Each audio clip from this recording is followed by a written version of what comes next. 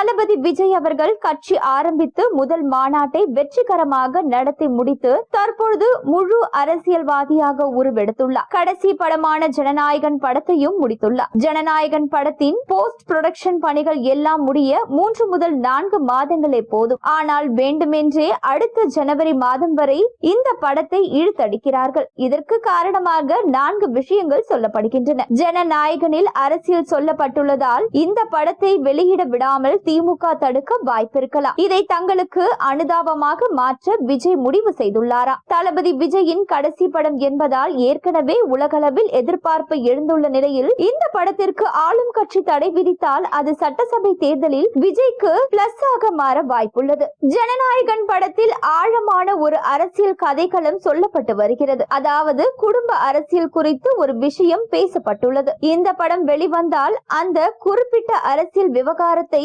Poster அடித்து திமுகவுக்கு எதிராக பாஜக பிரச்சாரம் செய்யும். அதாவது எய்ம்ஸ் செங்கலை வைத்து உதயநிதி 2019ஆம் ஆண்டு நாடாளுமன்ற தேர்தலில் பிரச்சாரம் செய்தது போல் ஜனநாயகன் படத்தில் வரும் காட்சியை வைத்து பாஜக உள்ளிட்ட எதிர்க்கட்சிகள் பிரச்சாரம் செய்யும். எனவே அடுத்த ஆண்டு ஜனநாயகனை வைத்து புதிய அரசியல் செய்ய விஜய் முடிவு செய்துவிட்டார். துணை முதலமைச்சர் உதயநிதிக்கும் எதிராக பேசி ஆளும் கட்சிக்கு நெருக்கடி கொடுக்க இருக்கிறாரா? விஜய் தாவேகா கட்சியின் 2வது மாநாட்டை மதுரையில் நடத்த உள்ளார். இந்த மதுரை மாநாடு அறிவிப்பு வந்ததிலிருந்தே எக்கச்சக்கமான விமர்சனங்களும் நேர்மறையாகவும் எதிர்மறையாகவும் இருந்து வருகின்றன. இந்த மாநாட்டில் ஆளும் கட்சிக்கு எதிராக வெறித்தனமான விஜயின் பேச்சு இருக்கும் என கூறப்படுகிறது.